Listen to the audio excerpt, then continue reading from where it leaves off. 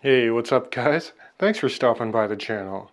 So it took me some time, but I finally got my hands on a Tudor Black Bay chronograph from their Heritage catalog.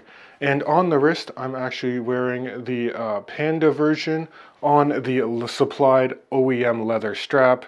Retail for this guy on the leather strap comes in at 6,400 Canadian dollars.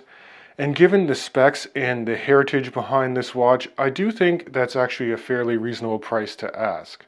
Now, interestingly, I've actually seen a lot of these watches come up on the secondary market below MSRP, so if you are looking to snag one that's slightly used, I think that's a good way to do it. And after a few weeks on the wrist, I'm actually pleasantly surprised by the Panda version. I do think it's legible enough for a chronograph, even though a lot of people would probably prefer the reverse Panda. That's the black dial version, which inherently would be a bit more legible. But I think Tudor does a really good job with the layout and the specs for this particular timepiece. So why don't we flip perspectives now, and I'll give you guys my personal opinions on this watch, what I really like, and some points for improvement as well.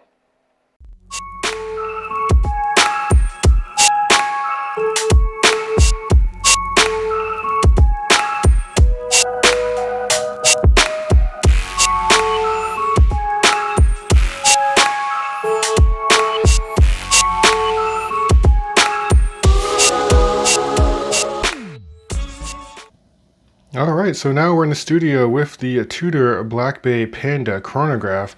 We can go over some of the specs, and I'll quickly walk through the case dimensions and the wearing experience. So I measure this case diameter at 41.1 millimeters.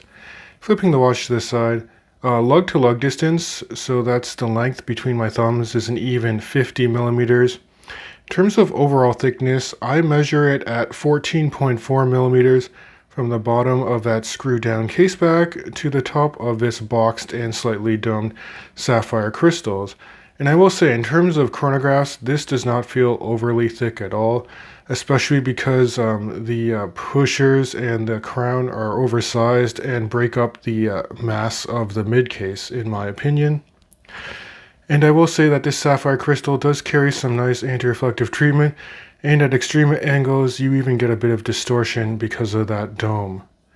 Now between the lugs is an even 22 millimeters, which I really appreciate. And then the supplied leather strap is actually quite nice. You can see that there's some contrasting white stitch on the sides. It tapers down nicely to about 18 millimeters, and then you do get a nice Tudor signed clasp that does have a fold over security latch. You do have those like ceramic pin snaps to hold the clasp in place, and then you get a nicely milled out and polished swing arm section here as well. And here's a quick in-studio wrist shot, just to show you how well this watch would wear on a 7.5-inch wrist. That's 19 centimeters in circumference if you use the metric system. And I will say that I do find this strap more comfortable than the OEM bracelet option. Even looking down the cuff here, you can see that it does sit fairly flat on the wrist, but you still get some wrist presence. The overall weight in this configuration, that's the head of the watch and strap, is 115 grams. And of course you can swap this out for other straps or aftermarket bracelet options. In fact, I've done a lot of the B-roll in this video using a Fosner bracelet, which I actually prefer over the OEM option. It has a better micro adjustment on the clasp and no faux rivets on the sides of the links. Now, leaning into Tudor's heritage and also association with Rolex, I do think a lot of people would compare this to like a Rolex Daytona, which personally, that watch does really nothing for me.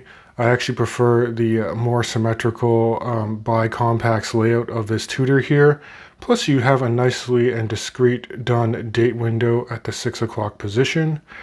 Let me get this chronograph going for you just so you can see how smoothly it starts and stops.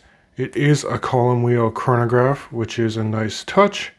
You can see that the hands and as well as the chronograph subdial hands are nicely polished. I think they're rhodium plated, and you have the Tudor Snowflake iconic hour hand that's there. All of the applied indices and the Tudor hour and minute hand do have a nice application of Swiss Superluminova, just like most Tudors that are out there. So even getting orientation or reading this watch in low lighting or no lighting situations is quite straightforward to do, although you're not going to be able to read the chronograph function in the dark. Other things I like about the dial aesthetics for this watch is the minimal use but pop of red color. You do have 200 meters, the water designation rating that's there, done in red, and then just the very tip of the chronograph seconds hand as well. I do like the fact that they have a nicely done running minutes track at the very periphery of the dial, and those subdials are nicely sunken in as well, and the black contrast really does help read the actual chronograph elapsed minutes, which is up to 45 minutes, and then you also have a constant seconds on the right hand side. Another throwback to their vintage heritage, and something I really like, is that the tachymeter bezel is done with an aluminum insert and not ceramic. I do really like that it has more of a matte characteristic to it, and I do think it also aids in the overall legibility of the watch. Now, in terms of the chronograph movement that's done here, they designate it as their MT5813. Now, this is actually a movement that's borrowed from Breitling. Breitling and Tudor's manufacturer Kinesi do have a collaboration. Kinesi lends out their more standard three-hand movements, and Breitling will lend out their chronograph B01 movement to Tudor. What's really beneficial is that Tudor actually modifies this movement. It gives it a silicone hairspring to aid in the anti-magnetic properties, and you can also see that the elapsed minute subdial goes up to 45 minutes, not the 30 minutes you would find on a B01.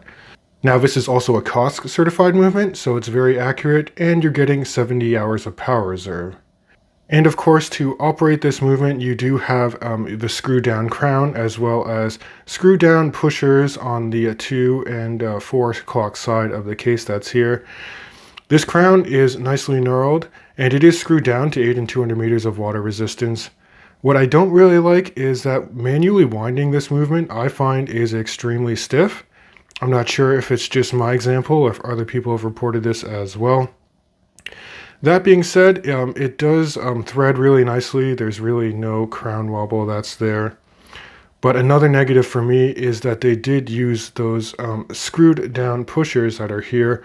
Personally, I just leave them unscrewed all the time because it's really hard to actuate the chronograph on the fly if you actually need to use it when they're screwed in. I also find with the pusher at the 4 o'clock to reset the chronograph, it does have a tendency to screw back down on its own. Maybe that's because when I'm actually winding the crown, I'm accidentally brushing up against this pusher here. But really, it's not my favorite. I wish they would consider doing no screw down pushers, maybe lowering the water resistance to like 100 meters or 50 meters to make that happen in the future. And then in terms of overall case finishing, you got that standard high polish on the slab side of the case. You have a very fine polished transition line as you go from the side of a case to the top of the lugs, which are radially brushed. And you do have a nice Tudor sign crown on the side here. And then on the case back, it's just your standard closed case back with some minimal writing about the Tudor branding that's there as well. So as a whole, I'm really happy to test out this Tudor chronograph in my personal collection. I'm not going to say it's my favorite model of all the Tudor variations that are out there. I'm still really digging the Pelagos model and the new versions that Tudor is releasing, so I'm hoping to get my hands on that in the future. But at the end of the day, I do think that this is a really good value for money.